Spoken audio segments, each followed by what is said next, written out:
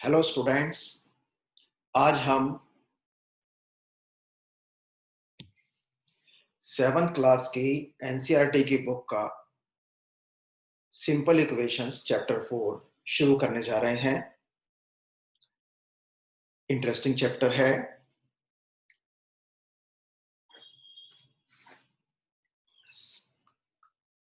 अमीना ने सारा को कहा कोई नंबर सोच लो। उसने कहा सोच लिया। तो उस नंबर को 4 से मल्टीप्लाई कर दो। कर दिया। उसमें 5 ऐड कर दो। ओके, कर दिया। अच्छा बताओ क्या नंबर आया। सारा ने कहा 65। अमीना ने कहा तुमने 15 सोचा था। सारा ने हाँ में गर्दन हिलाई। बिल्कुल ठीक है। इसी तरीके से अप्पू ने बालू को कहा कोई नंबर सोच लो।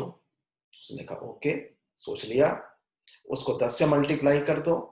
ओके, उसमें से 20 घटा दो और बताओ कितना नंबर आया। बालू ने कहा 50। तो अप्पू ने कहा तुमने 7 सोचा था। बालू ने कहा हाँ हाँ ठीक, मैंने 7 सोचा था। अमीना ने और अप्पू ने कैसे बताया? अगर ये चैप्टर आप पूरा पढ़ते हो तो आपको इस बात का पता चल जाएगा। थोड़ा सा हम भी इस पर देखते हैं अभी। लेट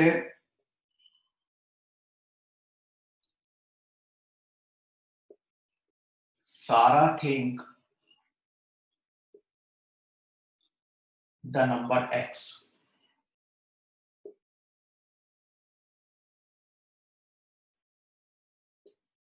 ओके, हमें नहीं पता सारा ने क्या सोचा। हमने कहा माना उसने x सोचा। अब क्या किया गया? फिर उसको कहा गया इसको 4 से मल्टीप्लाई कर दो। क्या बन गया? 4x। फिर उसको कहा गया इसमें 5 ऐड कर दो, +5। फिर उससे कहा गया बताओ कितना आया। उसने कहा 65। इसका मतलब इसकी वैल्यू क्या आ गई? नंबर को 4 से मल्टीप्लाई करने पर और जो आया उसमें 5 जोड़ने पर इसकी वैल्यू क्या आ गई? 65। इसी तरीके से अप्पू ने बालू को क्या कहा? कोई नंबर सोच लो। फर्ज करो बालू ने सोचा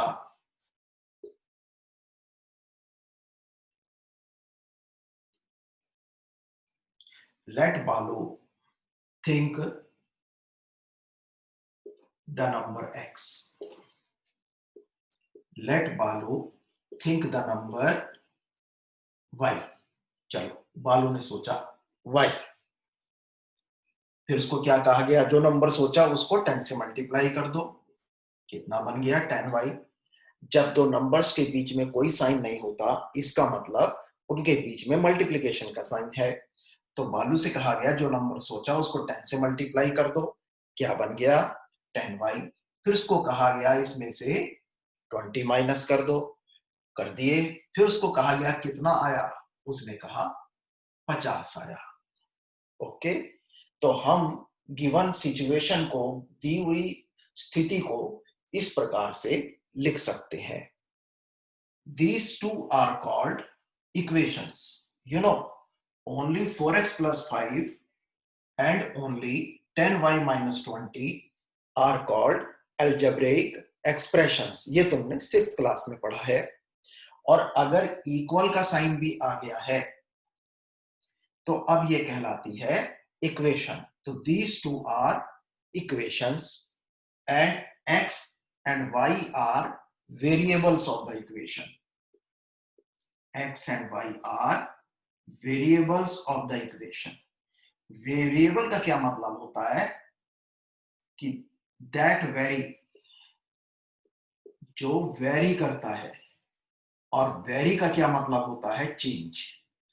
दैट चेंज यानी जो चेंज होता है, अर्थात x की या y की या इसी तरह W हो गया, Z हो गया, M हो गया, N हो गया, इनकी अलग अलग सवालों में अलग अलग वैल्यूज होती हैं, ठीक है। इनकी वैल्यूज चेंज होती रहती हैं, तो इसलिए इन्हें कहते हैं वेरिएबल्स। तो इस इक्वेशन का वेरिएबल क्या है, x, और इस इक्वेशन का वेरिएबल क्या है, y, राइट। अच्छा चलो, इस इक्वेशन पर अगर हम आते हैं और सोचें कि माना सारा ने 1 सोचा होता, इक्वल के इधर की कहलाएगी लेफ्ट हैंड साइड और इधर की कहलाएगी राइट हैंड साइड। अब इस इक्वेशन की लेफ्ट हैंड साइड क्या है, माना सारा ने 1 सोचा होता, तो हम कहते 4x equals 1, left hand side equals this, और फिर क्या करो, x को 1 लिया है तो x के प्लेस पर 1 लिख दिया, बाकी सारे को ऐसे का ऐसा लिख दिया। अब ये कितना आ गया, 4 प्लस, क्योंकि 4 इंटू 1 तो क्या हो गया 4, और ये हो गया 5, और ये हो गया 9, and this is not equal to RHS, क्योंकि RHS तो 65 है। इसी तरीके से हम लेके चल सकते थे कि माना सारा ने 2 सोचा, तो लेफ्ट हैंड साइड क्या होती, 4, फिर x के प्लेस पर 2, क्योंकि x 2 है, और प्लस 5, कितना आ गया ये, 8 प्लस 5 कितना आ गया, 8 plus 5 13, and this is also not equal to RHS, because RHS is not 13। तो सारा ने 2 भी नहीं सोचा। तो इस प्रकार से हम देखते चलते और कहां तक पहुंचते, 15 पर पहुंचते। क्यों, ठीक है, क्योंकि अमीना ने क्या कहा था कि सारा तुमने 15 सोचा है, और सारा ने मान लिया था। अब 15 पर देखें क्या होता है,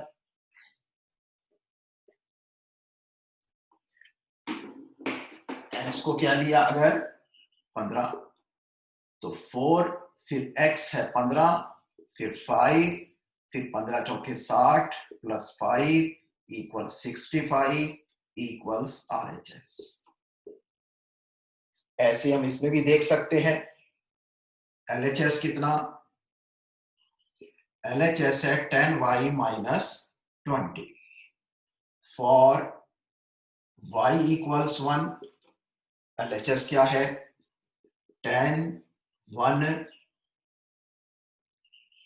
माइनस 20, कितना आ गया, 10 इंटू 1 तो 10 हुआ, माइनस 20 बता सकते हो क्या आया, एक नंबर प्लस का है, एक नंबर माइनस का है, डिफरेंट साइंस है, तो इसलिए माइनस होंगे, और माइनस होने से पहले ये देखना पड़ेगा कि साइन किसका लगेगा। 10 और 20 में से बड़ा कौन है, 20, और 20 का साइन क्या है, माइनस का, तो माइनस का साइन लगेगा, क्योंकि हमेशा सब्ट्रैक्ट करने में बड़े वाले का साइन लगता है।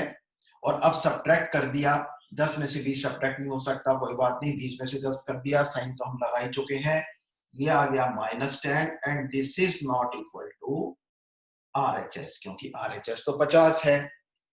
इसी तरीके से हम फॉर y इक्वल्स 2 लें, फिर y इक्वल्स 3 लें, फिर y इक्वल्स 4 लें, तो बात कहां जाके बनेगी, y इक्वल्स 7 पर जाकर बनेगी, क्योंकि तुम्हें याद है अप्पू को बालू ने क्या कहा, अप्पू को बालू ने कहा कि हाँ तुम ठीक कह रहे हो, मैंने 7 सोचा था। तो अब जरा देखें 7 पर वाकई बात बनती है कि नहीं। 7 पर बात बनेगी, LHS है 10y माइनस 20, तो 10 जो सोचा था वो 7, कितना आ गया 70 माइनस 20 यानी 50, which is equal to RHS। ठीक है, लेकिन ये तरीका थोड़ा लंबा है, मगर ये तरीका भी आना चाहिए, आगे जाके तुम इससे भी आसान तरीका सीखोगे, लेकिन ये तरीका भी आना चाहिए।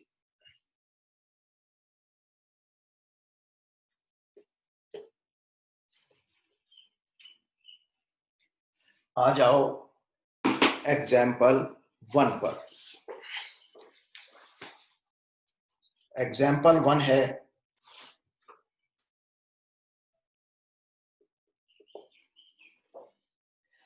Right the following statements in the form of equations. Okay, ये जो दी हुई इक्वेशंस हैं, इनको दी हुई स्टेटमेंट्स हैं, इन्हें इक्वेशंस की फॉर्म में लिखना है।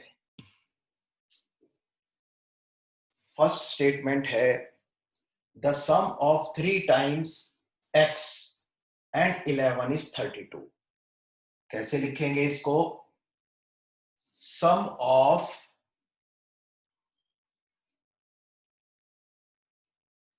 3 times x and 11 is 32. Sum of 3 times x and 11 is 32. Okay.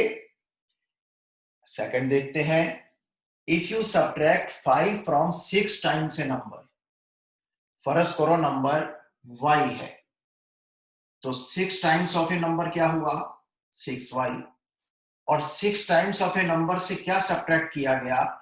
Subtract 5। 5 minus करो, -5, तो यू गेट 7, राइट?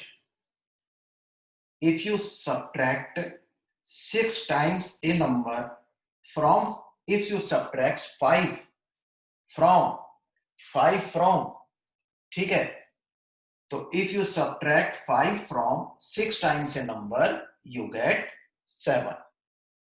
अगर हम ऐसे लिखते हैं x minus 5, it means we are subtracting 5 from x. So if you subtract 5 from 6 times a number, you get 7. It means 6y minus 5 equals 7. 1/4 of m is 3 more than 7. 1/4 of m क्या हुआ? 1/4 of m को ऐसे भी लिख सकते हैं, लेकिन ऐसे भी लिख सकते हैं m/4। जैसे हाफ ऑफ 10 को कैसे लिखोगे? 10/2। हाफ ऑफ m को कैसे लिखोगे? m/2। तो 1/4 ऑफ m को कैसे लिखोगे? वो लिखोगे m/4, राइट? m/4 मतलब, छोड़ो, इधर देखो, 1/4 of m is 3 more than 7. 1/4 of m कितना है? 7 से 3 ज्यादा है। तो यानी 1/4 ऑफ m में से जब मैं 3 माइनस करूंगा तब वो 7 के बराबर आएगा। जैसे 10 जो है वो 7 से 3 ज्यादा है, 10 7 से 3 ज्यादा है। तो इक्वल कब आएगा? बराबर कब आएगा? जब मैं 10 में से 3 कम करूंगा, अब ये 7 से 3 ज्यादा नहीं रहा, तो अब ये बराबर आ जाएगा। तो वो कह रहा है कि 1/4 ऑफ m, देखो, this is twice of m, this is thrice of m, this is 4 times m, this is 6 times m। तो ये twice m, thrice m, 4 times m, 6 times m, और ये क्या हो गया? Half of m। ये क्या हो गया? 1/4 ऑफ m। और बच्चों ये क्या हो गया? 3/4 ऑफ m। तो ये हम ऐसे लिखते हैं।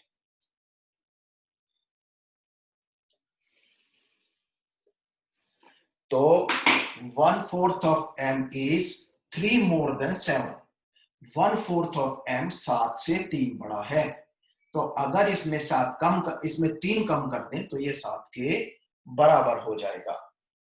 1/3 of A number plus 5 is 8.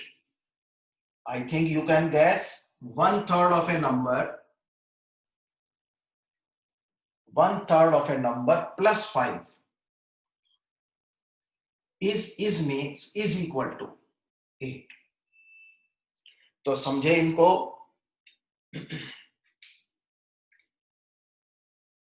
sum of 3 times a number and 11 is 32.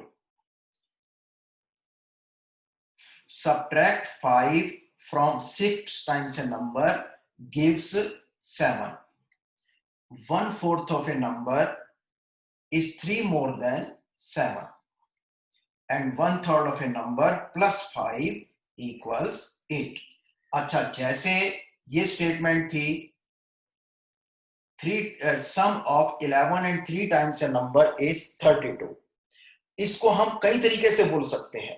हम ये भी कह सकते थे कि thrice of a number plus 11 gives 32. इसको ऐसे भी बोल सकते थे, when 11 is added to 3 times a number, the result is 32. या when 11 is added, मतलब किसी भी तरीके से हम बोल सकते थे. इसको कैसे बोल सकते थे? 6 times a number minus 5 gives 7. ठीक है. 1/4 of a number minus 3 gives 7. When 5 is added to 1/3 of a number, we get 8. ठीक है. तो इस प्रकार से हम कैसे भी इनको और तरीकों से भी बोल सकते हैं. मतलब इसके लिए हम कई स्टेटमेंट्स बना सकते हैं, लेकिन सभी स्टेटमेंट्स का आंसर यही होगा. ऐसे ही इस तरह की सभी स्टेटमेंट्स का आंसर यही होगा, इस तरह के सभी स्टेटमेंट्स का आंसर यही होगा, एंड सो ऑन. एग्जाम्पल 2 देखिए. अब सवाल उल्टा है. अब इक्वेशन दी है और इन इक्वेशंस की स्टेटमेंट्स बनानी है. तो x माइनस 5 इक्वल्स 9. क्या बनाओगे?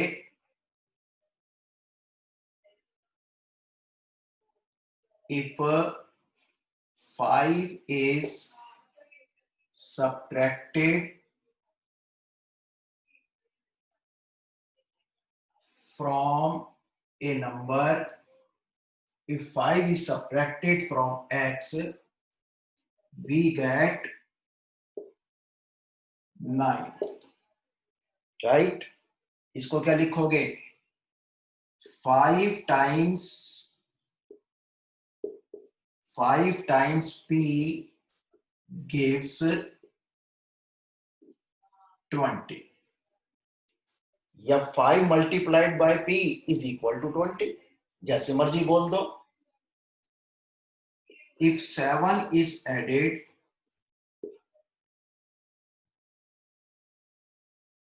to 3 times and we get 1. Right? इसको क्या कहोगे? m/5 को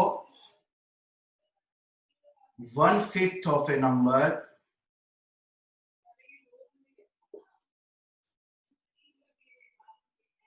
(1/5 of m). अब हमें नहीं पता m क्या है. 1/5 of m minus 2 is 6. Is stands for is equal to. Right? एक बार और देख लीजिए.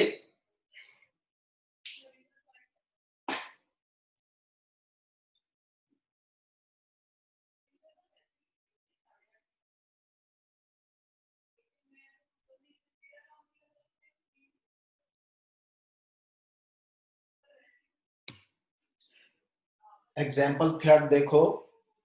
Raju's father's age is 5 more than 3 times Raju's age. And Raju's father's age is 44 years. He is saying that set up an equation to find Raju's age. तो हमें equation किस उद्देश्य से बनानी है? कि हमें राजू की एज निकालनी है. तो हम राजू की एज को x मान लेते हैं. Let Raju's age, let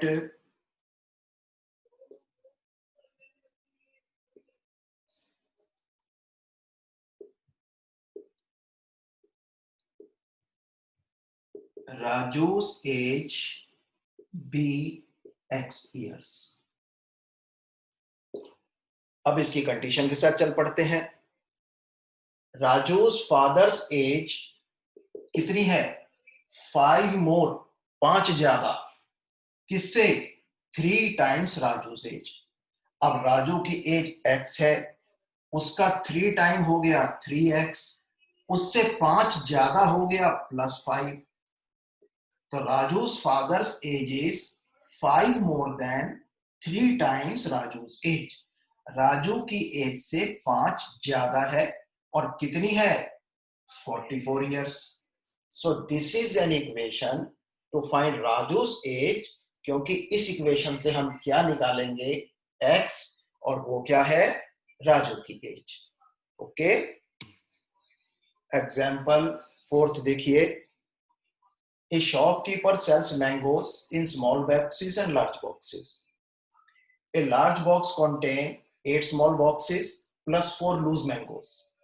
The number of mangoes in a large box is 100. Set up an equation to find mangoes in a small box. एक शॉपकीपर छोटे डिब्बों में भी मैंगोज बेचता है और बड़े बॉक्स में भी बेचता है। बड़े बॉक्स में 8 छोटे बॉक्सेस आ जाते हैं मैंगोज के, और 4 मैंगोज और आ जाते हैं। तो अगर हमने छोटे बॉक्स में, एक छोटे बॉक्स में कितने मैंगोज हैं ये निकालना हो, तो इसके लिए इक्वेशन बनाओ। अब हमें निकालना क्या है कि एक छोटे बॉक्स में कितने मैंगोज हैं। तो let a small box has x mangoes.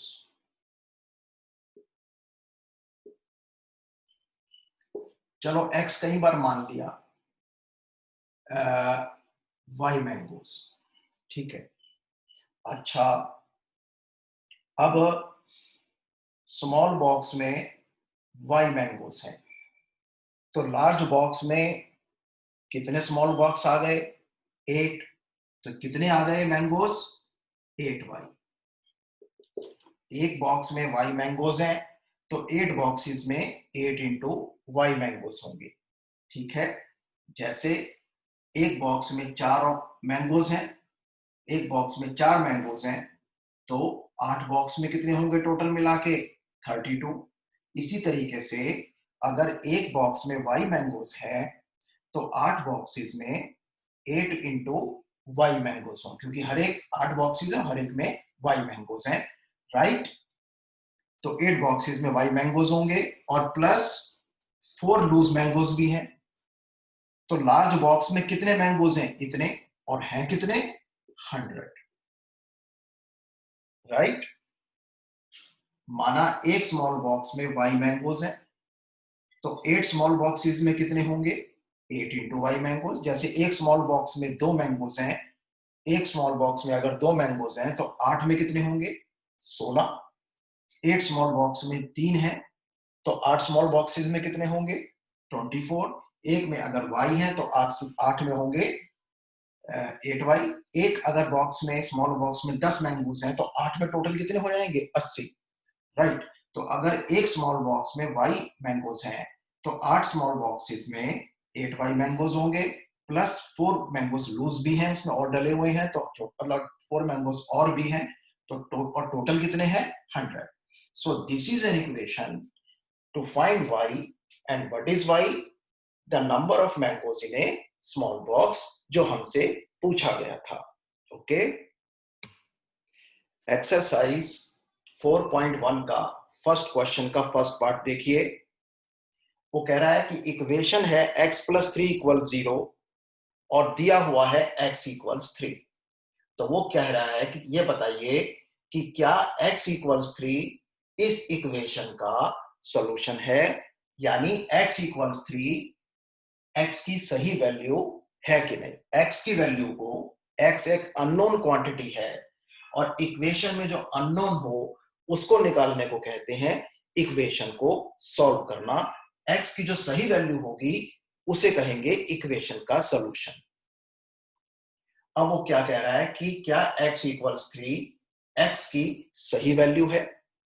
मैंने कहा इक्वल के इस वाली साइड को कहते हैं लेफ्ट हैंड साइड, तो यहां लिखा लेफ्ट हैंड साइड क्या है x+3, और फिर x की जो वैल्यू हमें दी है वो x की जगह पुट कर दो, कितना आ गया 3+3 यानी 6, and this is not equal to right hand side because right hand side is 0.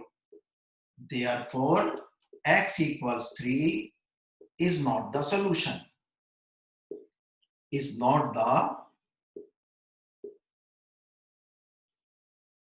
solution of the given equation, is not the solution of the given equation. अच्छा, फिर वो पूछता है अगर यही इक्वेशन है क्या x इक्वल 0 इसका सोल्यूशन है? फिर ऐसे ही करेंगे, LHS इक्वल्स x+3, x की जगह 0 रख दिया तो 0+3 जो हो गया 3, और which is not equal to RHS. RHS की इक्वल क्यों नहीं है? क्योंकि RHS 0 है, तो LHS is not equal to RHS, therefore x equals 0 is not the solution, is not the solution. फिर वो कहता है x equals 3 equal x+3 equal 0 है और x इक्वल्स -3 है। बताइए कि क्या x ये वैल्यू लेगा, अर्थात x ये -3 इस इक्वेशन का सॉल्यूशन है कि नहीं? फिर हम ऐसे चलेंगे, पहले लेंगे LHS left hand side which is equal to x+3, x की जगह रख देंगे -3 और फिर +3 तो है ही आगे, और -3 से +3 कैंसिल हो जाएगा, माइनस की सेम क्वांटिटी से प्लस की सेम क्वांटिटी कैंसिल हो जाती है और 0 बचता है, और हमारी राइट हैंड साइड भी क्या है इक्वेशन में 0, तो it is equal to right hand side. आगे लिख देंगे therefore x equals -3 is solution of the given equation. इस तरह के बाकी सवाल भी आप इसी प्रकार कर सकते हो। अब देखिए एक्सरसाइज के थर्ड क्वेश्चन का फर्स्ट पार्ट। अब सवाल क्या है, अब उसने p की कोई वैल्यू नहीं दी है चेक करने को, p की सही वैल्यू निकालने को बोला है, और कैसे बोला है? हीट एंड ट्रायल मेथड से। हीट एंड ट्रायल मेथड का क्या मतलब होता है? हीट एंड ट्रायल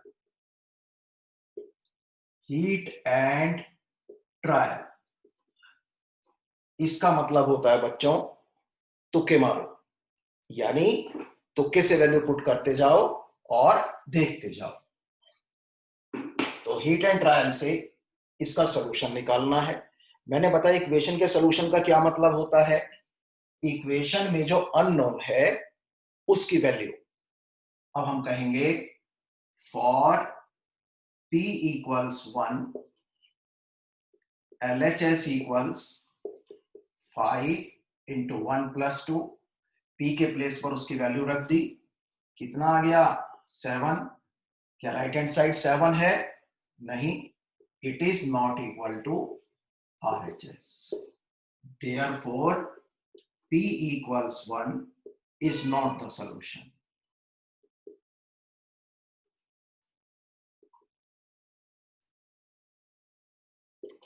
अब क्या लेकर चलते हैं, for p equals to LHS क्या है, पहले जो LHS है उससे ही लिखो तो बेटर है। LHS है 5 + 2, अब 5 p की जगह 5p + 2, LHS है 5p + 2, अब p की जगह 2 रख दो, +2 भी है आगे, कितना आ गया 5 into 2 10 + 2, this is equal to 12 and this is also not equal to RHS, right?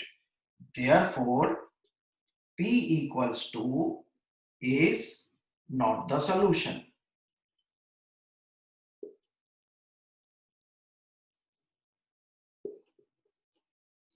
For p equals 3, LHS equals, क्या है LHS? 5p plus 2.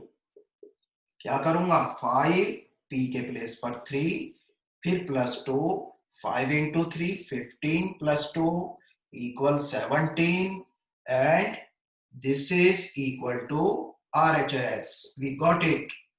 हमने आंसर ढूंढ लिया. हम कहेंगे therefore as LHS is equal to RHS, therefore P equals 3 is the solution, okay, of the given equation.